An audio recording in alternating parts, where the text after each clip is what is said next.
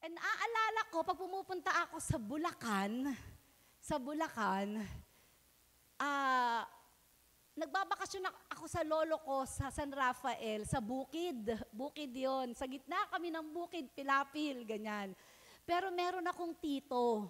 Yung tito ko naman ay nasa Liko, San Rafael, Bulacan. Ang gagawin naman ng tito ko, hihiramin ako sa lolo ko. Yan, tapos dadalhin niya ako doon sa kanilang bahay. Magbabakasyon din ako doon. Pero ang pagkakaiba, yung bahay ng tito ko ay Christian church. Yan. So yung garahe nila, church. Yan. So kapag ako'y nagbabakasyon doon, natutuwa ako kasi pupunta ako sa bukid, tapos pupunta rin ako sa parang Nayon. So doon sa Nayon, sa Liko, ang garahe nila ay church. So naalala ko kapag Sunday, syempre andun ako nakatira, wala akong choice. So pag Sunday, bababa ako dun sa garahe at makikisimba ako doon sa church. It's a United Methodist Church. So andun ako, umuupo ako doon, nakikinig ako, hanggang sa kinalakihan ko na yon. Actually hanggang sa naging dalaga na ako. Naalala ko ang huling bakasyon ko doon, nag-asawa ako ng 18 years old. Mga 16 years old, nagbabakasyon pa ako doon. Tapos naalala ko, he keeps on sharing to me the gospel of salvation. Meron pa siyang binigay sa akin na Bible na black, King James Version. Yun yung Bible na binigay niya sa akin. Talagang doon ako pinagbabasa ng Bible at nagbabasa naman ako. E naalala ko, ang sinabi niya sa akin, tuwing babalik ako sa Manila, sige, ipagpe-pray kita. Lagi niya sinasabi yan, ipagpe-pray kita para magpatuloy ka sa iyong faith, sa iyong relationship kay God, kahit andito ka sa Manila. Kaya alam niyo, natutuwa po ako sa Panginoon kasi alam ko, there were people who prayed for me para ako ay tuluyan at lubos na makakilala sa Panginoon at patuloy na lumago sa aking pananampalataya. Yan. So I really praise God sa life ng aking Tito June. Ayan. At siya ay na kay Lord na ngayon. And I believe, ginamit siya ni Lord sa akin upang ipanalangin ako at ganun din sa ating lahat. Amen?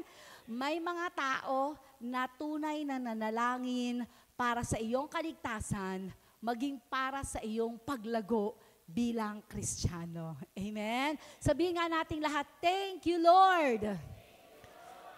Praise God. And I believe, lahat tayo ay meron ding pinapanalangin. Amen? At meron din bang pagkakataon na yung ipinanalangin mo ay nakakilala na kay Lord? May ganon? Ay talaga, ate? Ayan. So praise God. Diba? Naalala nyo ba yung meron tayo before na prayer of 3 or prayer for 3? May tatlo tayong ipapanalangin, di ba? Doon tayo magpe-pray hanggang sa sila ay makakilala sa Panginoon. Alam nyo ba, yung tatlo kong pinanalangin na yon, nakakilala kay Lord. Oo, unang-una yung hipag ko. Yung hipag ko, doon na ngayon ginagawa ang Christ the Rock Camarin. Palakpakan natin si Lord! Yan. At syempre, yung kapatid ko, ayan, so sila ay nandoon na nagsiserve sa Camarin. And then naalala ko rin, may isa akong pinag-pray, kasama sa prayer of 3 ko, ay yung nanay ng hipag ko. Si Nanay Aida. Ayan. And alam nyo, bagamat wala siya dito, kasi nandun na siya sa probinsya nakatira, pero every time na pumupunta siya dito, talagang nagsisimba siya. And alam ko na may naitanim sa kanyang puso. So our prayers, lahat ng ating panalangin, kailanman ay hindi nawawalan ng saysay. O hindi nawawalan ng kapahulugan. Amen? Ang bawat panalangin natin ay alam ko na tinutugon ng Diyos. Amen? Minsan hindi nga natutupad Pastore, bakit tinutugon ni Lord?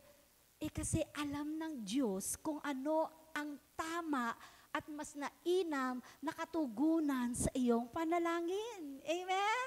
Sino dito yung nag-pray ka before? Tapos ngayon, sa kasalukuyan, sasabihin mo sa sarili mo, buti na lang hindi sinagot ni Lord yun. May ganun ka, Sis Maris, di ba? Yung dati mong iniiyak kay Lord, Tapos hindi binigay ni Lord. Tapos ngayon sabi mo, grabe Lord, thank you di ba? Because we were once immature. We were once, hindi kasi natin alam kung ano yung what future lies ahead of us. Pero alam nyo ba, may isang panalangin na 100% akong sure na kalooban ng Panginoon. At yun ay ang kaligtasan ng ating mga mahal sa buhay. Amen? Hindi tayo dapat nanghihinawa, nagsasawa, o hindi tayo dapat napapagod sa kakapanalangin para sa kaligtasan ng ating mga mahal sa buhay. Amen? And I say amen, di ba? Every time we pray, it is a yes and amen to the glory of our God, the Father, Son, and Holy Spirit. Praise the Lord. So ang topic natin is grow in intercession. Sino dito ang gusto mo? Alam mo kasi napakahalaga ng pananalangin, especially praying for others. You want to grow in that area of your life. Say amen. Ayan. In the book of Acts, okay, dito may isang tagpo na kung saan ay ipinakita ang power of intercession. Okay, so in the book of Acts chapter 12, ito yung mga panahon na ang ating Panginoong Jesucristo ay nag-ascend na sa heaven. Okay? Ito yung mga panahon na yung 12 disciples ni Jesus Christ, they were so zealous, they were so empowered by the sovereign Holy Spirit, and it is also the time na talagang yung mga disciples ni Jesus Christ, syempre ikaw ba naman, nakita mo, na-witness mo sa iyong mga mata na namatay si Jesus. Tapos na-witness mo, ikatlong araw siya'y nabuhay na magmuli. Nakasama nyo pa, di ba? Siyempre, kung ikaw yon, di ba? Talagang, ay grabe, kahit anong mangyari, susunod ako dito. Ito ang tunay na Diyos, di ba? Yan, di ba? So talagang susunod tayo kay Jesus. Tayo naririnig lang natin ngayon yan. But during their time, they were there. Close up. Ibig sabihin, up and close. Kumbaga, malapit at andyan mismo nakikita nila. Naalala nyo ba yon? Actually, prior to verse 6 na ating babasahin, sa Acts chapter 12, sa verse 1 pa lang, dito pinatay na si James. Okay? Actually, lahat ng 12 disciples ni Jesus, ang kinamatay nila ay martyr death. Hindi sila yung ibig sabihin yung iba doon nilubog sa mantika, yung iba doon ipinako, yung isa nga ipinangako, pero nung nung ipapako siya, sabi niya, no, I am not worthy to die the way my Christ died. Alam mo ginawa niya? Pinako siya pero pabaliktad. Matindi, di ba? Matitindi yung mga kamatayan ng mga martyr death because they knew, alam nila, di ba, na ang kamatayan, death is not a loss, but rather it is a gain. Amen? Alam nila ang kamatayan na sumusunod sa Panginoon. Hallelujah. Ito ay isang kamatayan na kalugod-lugod sa Diyos. Yung bang tatayo ka, I stand for God. Even with all the persecutions na mararanasan ko, pipigil sa akin, hindi ako magpapapigil sa pagsiserve kay Lord. Amen? Kaya kanina nung umaawit tayo sa Panginoon, sabi ko, Lord, thank you. Amen? Dahil sa simula pa lang inihahanda na ni Lord yung ating mga puso as we hear God's message for today. Amen? Sino ito ang excited na ang marinig ang Word of God? Amen? So in Acts chapter 12, yan, so sisimulan ko sa verse, Acts chapter 12, simulan natin sa verse 1. Ang sabi dito sa verse 1, now at the time, Herod, the king, arrested some who belonged to the church, intending to harm them. Okay? So si King Herod, siya ay one of the persecutor of the church. Okay? Kasi ngayon, tayo ngayon sobrang pinagpala tayo di ba? Meron tayong kasamahan sa BICOB, Bishop Conference of the Philippines, Bishop Conference of Bulacan, ang pangalan niya ay si Bishop Moya. Si Bishop Moya, Bishop June Moya, nakakwentuhan namin siya ay nakakilala sa Saudi. At ang kwento niya, nung siya ay nakakilala sa Saudi, siya ay nagpastor. Pero habang siya ay nangangaral ng salita ng Diyos, ay may nahuli. At doon pala sa Saudi, during that time, ay napakahigpit. Ikinulong siya at siya ay nanatili sa kulungan ng 2 buwan. Tuwing Friday, according to his story, tuwing Friday, may randomly na pinipili sa mga nakakulong. Yan ay fina-flag, yung hinahampas.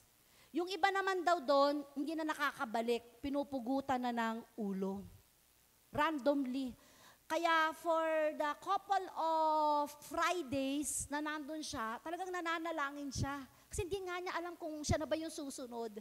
Tapos kinukwento niya sa amin, sabi niya, alam niyo, ito yung kulungan, ayan na yung CR, andyan na lahat. Sabi niya ganon. Kaya isipin mo kung anong amoy nila doon. Di ba? At hindi lang yun, yung sobrang paghihirap na nandoon ka. Sabi niya ganon. Yung sobrang kaba na tuwing Friday, ako na ba yung susunod?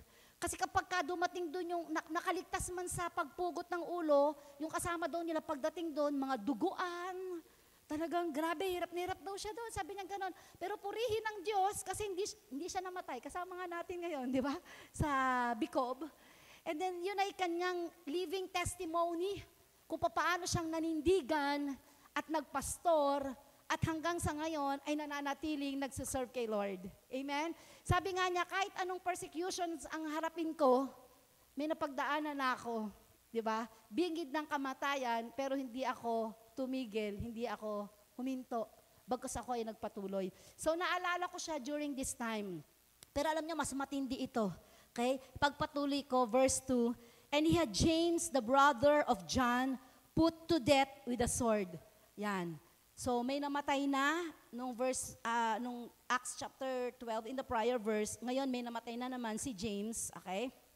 At ang sabi dito sa verse 3, and when he saw it, it pleased the Jews, and when he saw that it pleased the Jews, he proceeded to have Peter arrested as well. Okay? So na-imagine niyo yung kaba ng dibdib ni Peter during this time.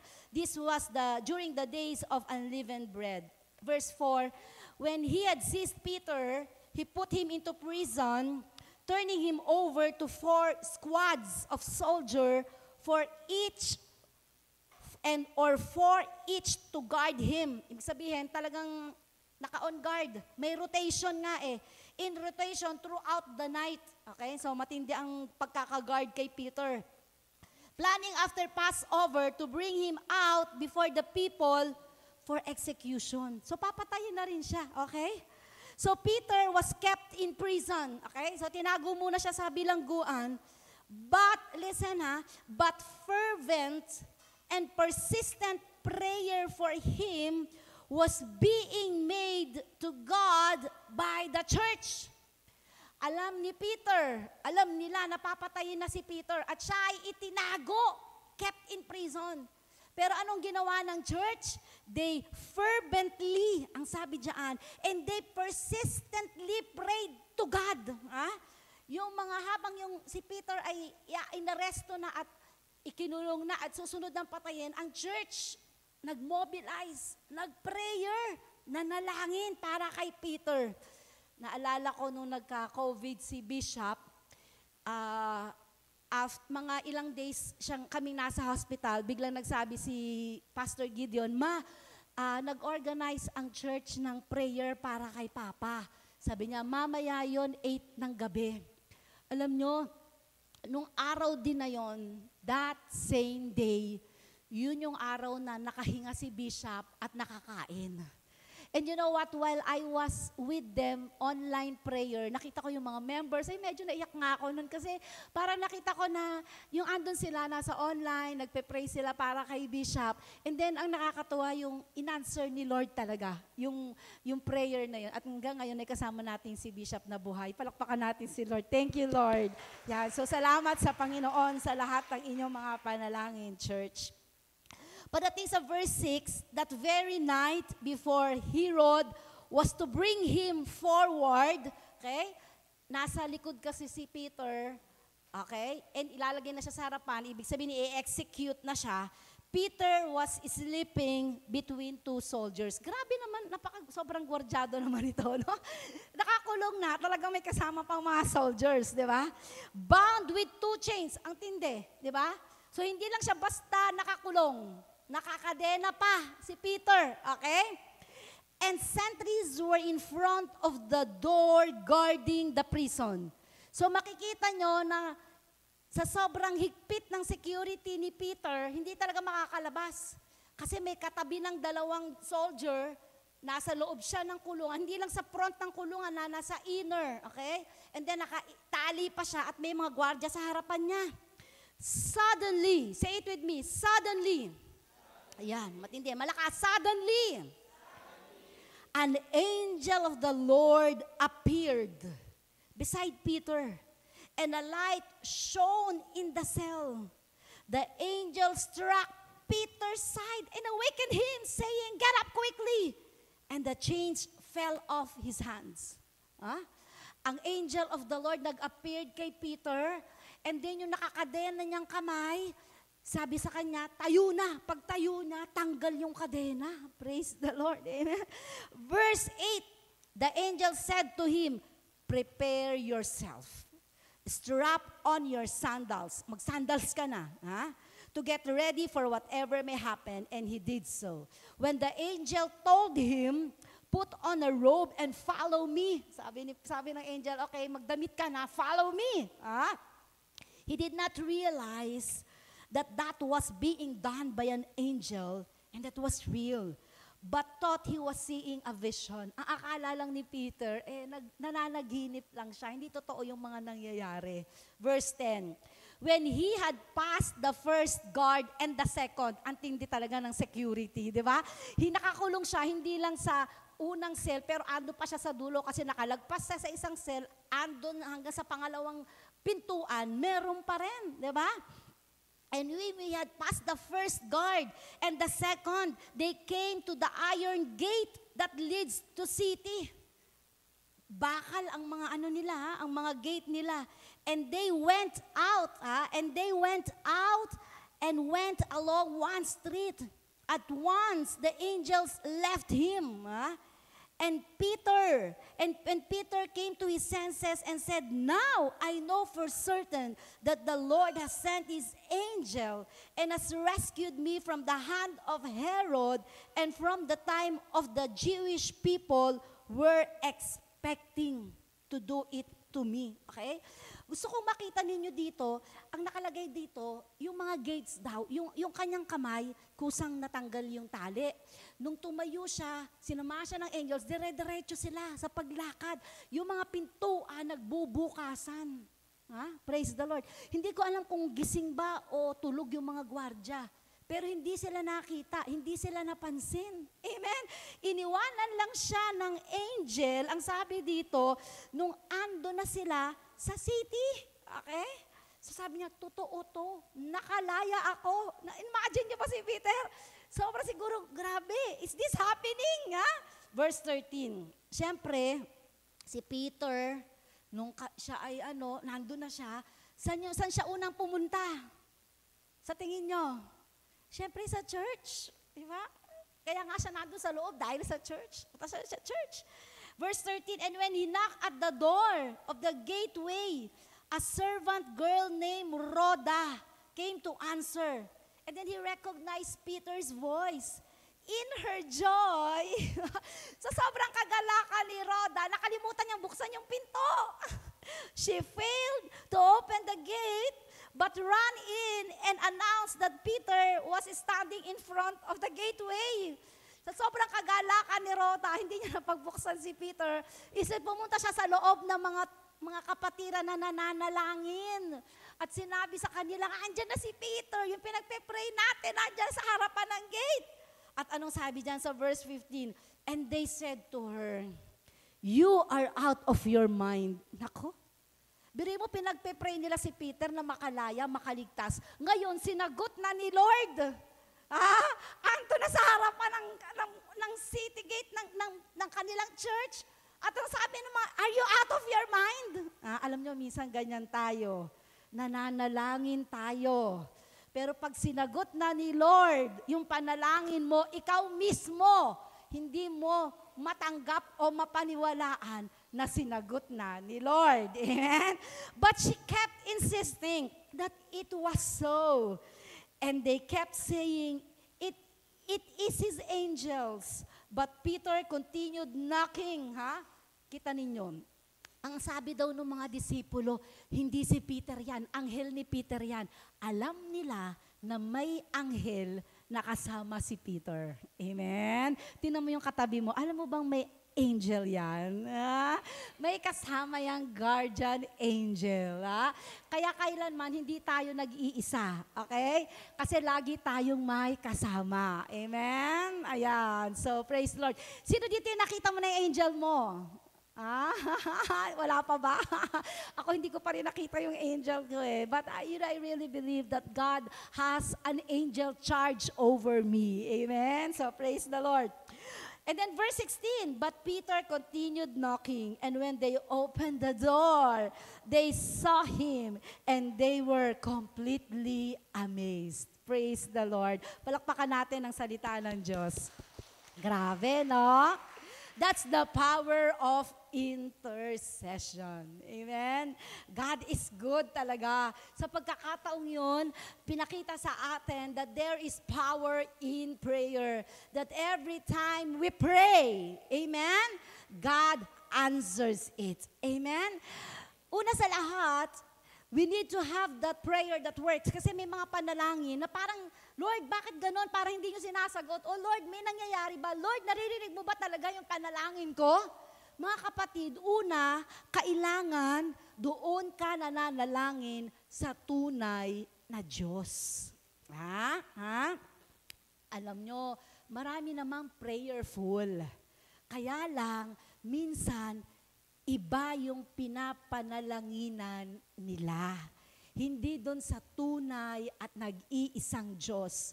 So to have and to experience a prayer that works, pray, first you need to praying to God, the true and living God. Ang sabi ng Jeremiah 33:3, call to me and I will answer you and tell you great and unsearchable things you do not know. Ang sabi ni Lord nan, tumawag ka sa akin, call to me and I will answer you. Ang Diyos palaging sumasagot. Sabi mo sa katabi mo, ang Diyos palaging sumasagot. Amen, di ba? Pero dapat doon ka tumatawag sa totoong Diyos. Bakit? Kasi sa panahon ngayon the last time I checked, sayang pala, saan ang na-check ko? Paki-check mo nga, ilan ang relihiyon sa mundo? Kasi nung huli kong check, 3,000 plus. 3,000 plus ang relihiyon. Ibig sabihin, may kanya-kanyang way of praying to God.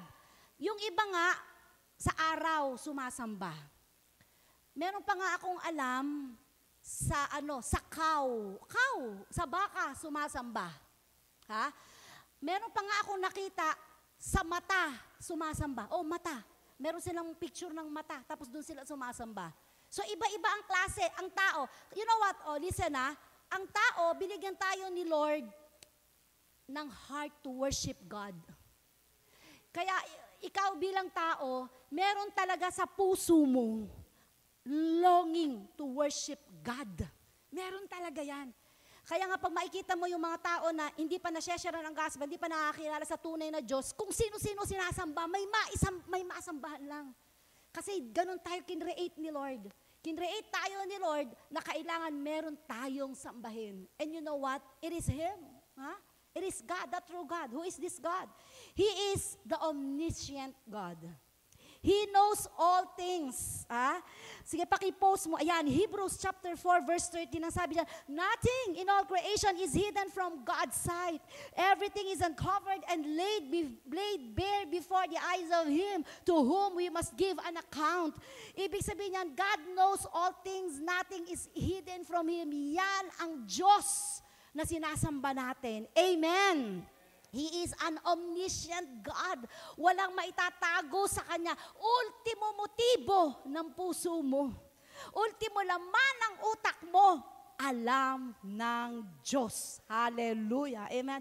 We can pretend to people, but never with God. Hallelujah. Kaya nga, it is God who promotes and it is God who demotes. Amen? Kasi alam ng Diyos. Sabi mo sa katabi mo, alam ng Diyos. Praise the Lord. It is the God that we are serving. Second, the God we are serving is an omnipotent God. He is all-powerful. Hallelujah. Colossians chapter 1 verse 17 says, He is before all things, and in Him all things hold together. Amen? Kasi alam lang natin itong mundong ito, hindi lang ito. Diba? We belong to the Milky Way galaxy. But Milky Way galaxy is just one of the countless galaxies in the universe. Hallelujah. And all those galaxies is in the hands of God. He holds all things together. Praise the Lord. Sino dito yung nasa Bible Institute? Naalala niyo yung lesson ni Pastora Francesca? Gaano kaliit ang mundo, ang earth, compared to the vast universe. Actually, kulang pa yun. Kasi yun pa lang yung naaabot ng siyensya. Hindi pa nga nila naaabot yung pinakadulo o yung tinatawag na walang, hindi na, di ba? Kasi paiba-iba yan depende sa technology kung ano yung maaabot ng kaalaman, ng teknolohiya ng tao. Sa ngayon, yun pa lang. Pero hindi natin alam, there are countless and billions of galaxies. Hallelujah. And sabi ng Bible, He holds all things together. Praise. Palakpakan natin si Lord. Praise the Lord. Amen. He is our omnipotent God. He is an omnipresent God. He is always within our reach. Praise God. Sabi ng Proverbs 13:3, the eyes of the Lord are everywhere. Keeping watch on the wicked and on the good. Omnipresent si Lord. Hallelujah. Amen. Kahit nasa dilim ka, nakikita ka ni Lord. Amen. Minsan, wala naman si pastor, wala naman nakakita sa akin. Di ba? Ako lang to, di ba? Si Bishop, nagkaroon siya ng reunion sa kanyang mga kaibigan, high school friends niya. Nagkayayaan sila. Sabi, di nag-reunion sila, nakisama siya reunion. Sabi, tatlo ba or apat sila nun? Sabi, syempre, bro, aming ganun, pare, bro, aming ganun. Wala ka naman sa church mo. Andito tayo sa Quezon City. Sabi ganun. Wala nakakita sa'yo. Punta tayong Pegasus. Alam niyo yung Pegasus? Punta tayong Pegasus. Sabi ganun. Saan yun? Basta yun. Alam niya sabi ni Bishop, wala mang nakakakita sa aking tao. Wala man akong miyembro dito, pero nakikita ako ng Diyos na pinaglilingkuran ko. Amen? Ganun tayo dapat. Amen? Hindi ka man nakikita ng tao, kahit nasa kasulok-sulukang parte ka ng daigdig, nasa kadilim-dilimang ka, nakikita ka ni Lord. Amen? He is a truthful God. What He promised, He will do. Titus 1:2, in the hope of eternal life which God who does not lie, praise the Lord, promised before the beginning of time. Praise God. Listen, church, lahat ng pangako ng Diyos, tutuparin niya. Say amen. Kaya yung Acts 16:31, believe in the Lord Jesus Christ and you will be saved. You and your household, tutuparin ng Diyos. Amen? Tutuparin ng Diyos. Amen? Because what He promised, He will do since the beginning of time. Hallelujah. Amen? Hallelujah. And He is an immutable God. He never changes. Hindi nagbabago ang ng isip si Lord. Hindi siya yung, oo, ngayon, ganito, bukas, ganyan. Hindi. Our God, He never changes. Malakay 3:6 says, I, the Lord, do not change. Praise God. So you, the descendants of Jacob, are not destroyed. Ang ating Diyos na pinaglilingkuran, He is an immutable God. He never changes. Amen? Amen. Okay.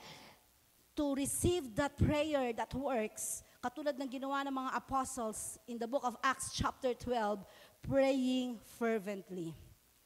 So, paano ba itong praying fervently na ito? Pag sabing fervently, your heart is in it wholeheartedly. Ha? Pag nananalangin tayo, hindi ka lang nagre-recite sa isip. Ha? Hindi ka lang kumukuha ng papel at nire-recite mo ang mga prayer list mo. Hindi lang yan. Pero sa bawat panalangin mo, kasamang iyong buong puso, pinapanalangin mo wholeheartedly before the Lord. Amen? Amen. So paano naman itong fervent prayer na ito? Okay?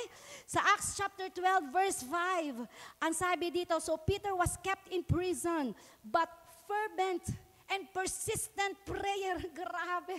Fervent na, persistent pa. Pag sabi persistent, maano yan? Ang tawag doon?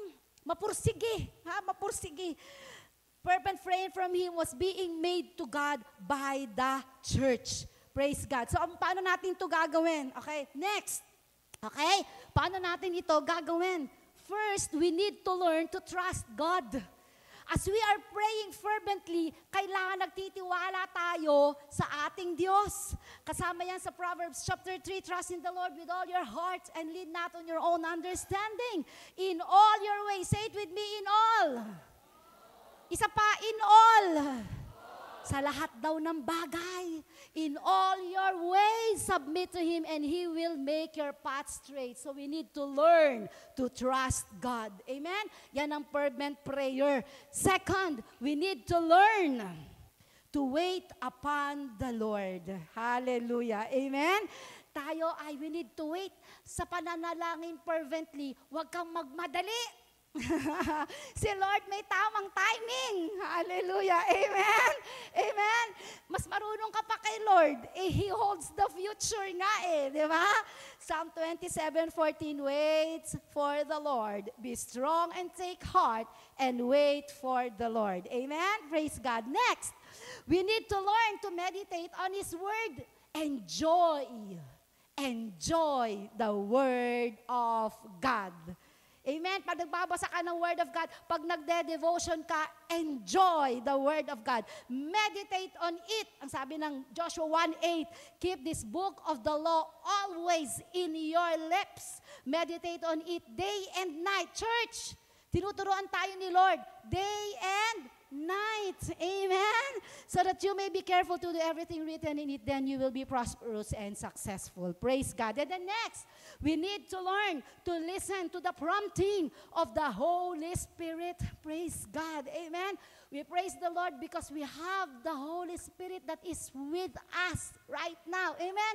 And as we are praying fervently, we need to wait upon the Lord and we need to learn. We need to discern. We need the prompting of the Holy Spirit. Lord, what's next? Sabi ng John 14:26, but the Advocate, the Holy Spirit, whom the Father will send in my name, will teach you all things and remind you of everything I have said to you. Praise the Lord. Amen? Magiging fervent yung prayer mo. Magiging persistent yung prayer mo. Kasi andyan ang banal na Espiritu na gumagabay at nagpapalakas sa atin sa araw-araw. Palakpakan natin ang Sovereign Holy Spirit. Praise the Lord. And then next, ito, importante. We need to learn to accept God's discipline with thanksgiving. Alam nyo, minsan kaya hindi nagiging fervent yung prayer natin. Kasi ando pa tayo sa process of discipline. And then nag-give up na tayo. May transition pa Ba't ka mag-give up? Tinitingnan pa ni Lord Totoo ba to? Diba? Hanggang saan? Diba? Sabi mo sa katabi mo, huwag kang titigil. So, minsan nararanasan natin yung discipline ni Lord, di ba? Napapansin nyo ba? Di ba? Dinidisiplina tayo ni Lord. Pero alam nyo ba, anak lang ang dinidisiplina. Yung anak ng kapitbahay ko, kahit gusto ko siyang disiplinahin, dahil nakikita kong mali yung ginagawa niya, wala akong karapatan. Pero pag anak ko, ano yan? Bakit mo ginawa yan? Di ba? Ganon yan, di ba? Sabi dito, and have you, okay? Hebrews 12:5-6. And have you completely forgotten this word of encouragement that addresses you as a father addresses his son? It says, my son, do not make the light of the Lord's discipline, and do not lose heart when he rebukes you, because the Lord disciplines the one he loves, and he chastens everyone except as his son. Amen? So may mga time, kasi we are human, tayo ay tao lamang nagkakamali, at sa ating pagkakamali, itinatama tayo ng ating Diyos. Amen? Dinidisiplina tayo. At anong gagawin natin during the discipline times of our life? Submit with thanksgiving. Imbis na magalit ka kay Lord, Lord, thank you. Kasi sobrang mahal mo ko. Ayaw mo kong mapariwara. Amen? Praise God. And of course, to receive the prayer that works, praying with partner or with partners. Okay? Napaka-importante talaga. Kaya tayo may covenant group. Di ba sa covenant group may kasama ka? Kasi kasama mo yan sa panalanginan. Di ba? O, meron ka pa nga dyang best buddy eh. Di ba na palagi kayong magkasama? Magka-covenant group na kayo, pero sa covenant group may palagi ka pa rin kasama. Di ba? O, di ba? O, yun yung mga ka-prayer partners mo. Di ba? Ang sabi dyan sa, binasa natin kanina, sa chapter 12 ng Acts, verse 11, ang sabi dyan, Peter finally came to his senses. It's really true. He said, the Lord has sent his angels and saved me from Herod and from what the Jewish leaders planned to do to me. Listen, listen. When he realized this, he went to home of Mary, the mother of Mark, where many were gathered for prayer. So nakita niya doon, pagtingin niya, kaya pala God sent His angel for me because many were gathered for prayer. Praise the Lord. Amen? Thank you, Lord. Salamat sa mga tao na nanalangin sa atin. Amen? Salamat sa mga tao nag-i-intercede for us. Amen? Kung kayo po ay part ng Christ the Rock Covenant Church, you are part of our everyday prayer. Amen? You are always in our everyday prayer. Lalo na pag may covenant leader ka pa, grabe, dalawa na ang siguradong nananalangin sa'yo. Bishop mo, reb mo, at yung covenant leader mo. Amen? And one day, magiging covenant leader ka rin. Ikaw naman ang mananalangin para sa ibang tao. Amen? Palakpakan natin si Lord. So we all need somebody to pray for us. We need it. Accountability is a safety net for all of us. Huwag kang magalit kung ang kulit-kulit ng covenant leader mo. Huwag kang magalit kung ako ay makulit din sa'yo. Di ba? Kasi we need each other. Sabi mo sa tabi mo, I need you. Sabi mo, I thank God for your life. I thank God for your life. Alam nyo nga, ako napaka-bless ko. May asawa talaga ako na bishop. Minsan natutulog ako, naalimpungatan ako, pagising ko, nililayhans ako. Sabi ko, grabe, thank you, Lord. Di ba? Hindi ko alam kung bakit ba ako nililayhans. Dinideliver ako habang tulog ako. Pero sobrang nagpapasalamat ako sa Panginoon kasi sabi ko, Lord, thank you kasi binigyan mo ako ng partner in life na talagang nananalangin para sa akin. Amen? So kung ikaw ay nandito ngayon, you have a role to make. Amen? Ikaw, yung mga kamay mo, yan, ilay hands mo yan sa mga taong mahal mo. Amen? Ilay hands mo yan. Nung bata yung mga anak ko, 3 yan. 2 lang ang kwarto sa bahay namin.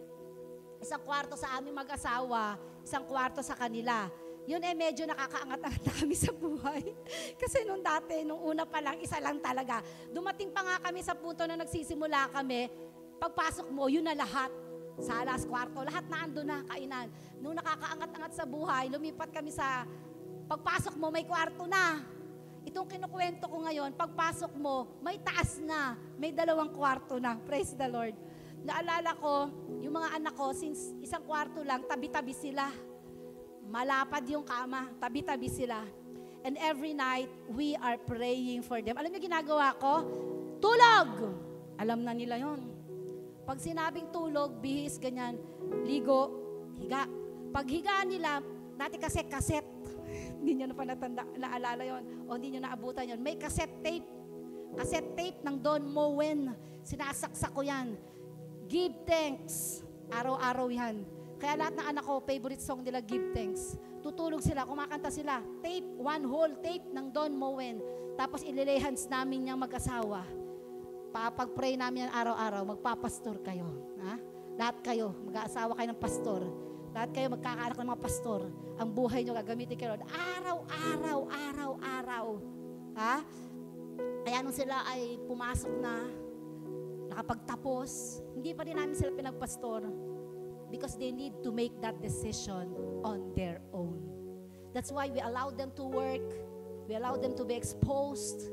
Then after Bible school, they came back to us and said, magpapastor na kami. And you know what?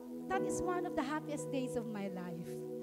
Seeing that our prayers for them is being fulfilled by God. Amen? Palakpakan natin si Lord. Amos 3:3 says, do two walk together unless they have agreed upon so.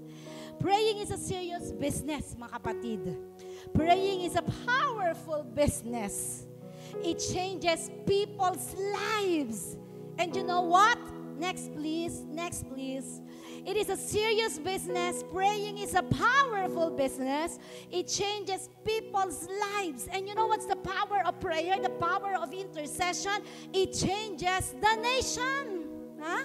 Sabi ng 2 Chronicles chapter 7 verse 14, if my people who are called by my name will humble themselves and pray and seek my face and turn from their wicked ways, then I will hear from heaven and will forgive their sins and heal their lands. That's the power of prayer. Amen?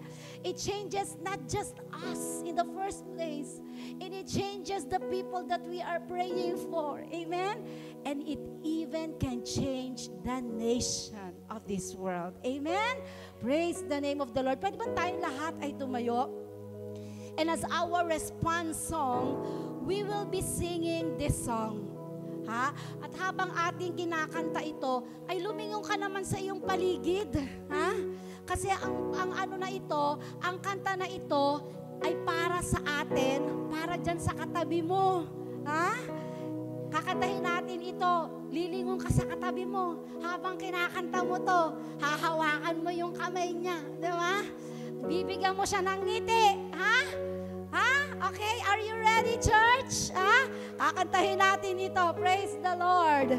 Hallelujah. So dapat wag kang papayag na wala kang titingin sa'yo, wala kang ka-partner. Dapat may kausap ka habang kinakanta natin ito. Amen? Come on, let's sing! The Lord bless you and keep you. Amen. Make His face shine upon you and be gracious to you.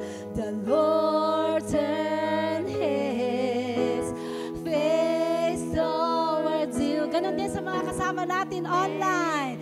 And give you peace. Hallelujah. The Lord bless you.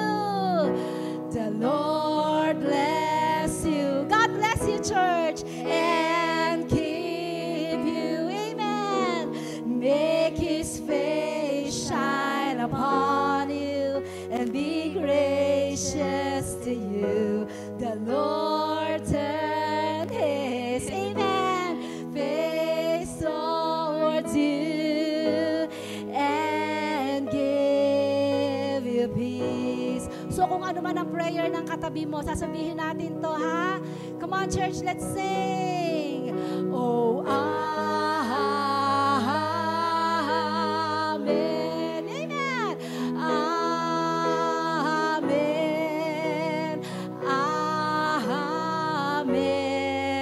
Amen. Amen.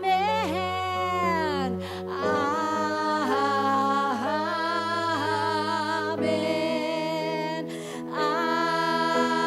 Amen. Amen. Amen. Come on, let's declare, may His favor.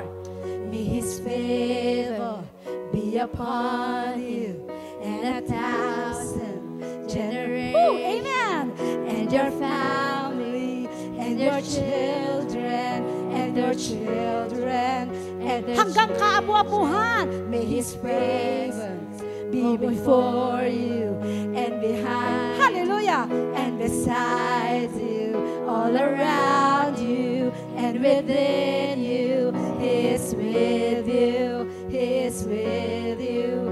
May His favor be upon you and 1,000 generations and your family and your children and our children and our children.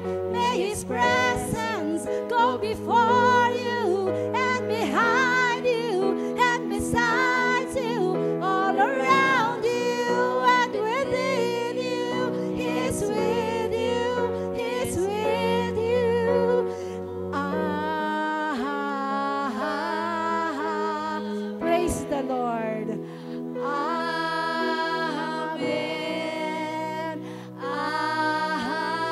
Amen. Amen.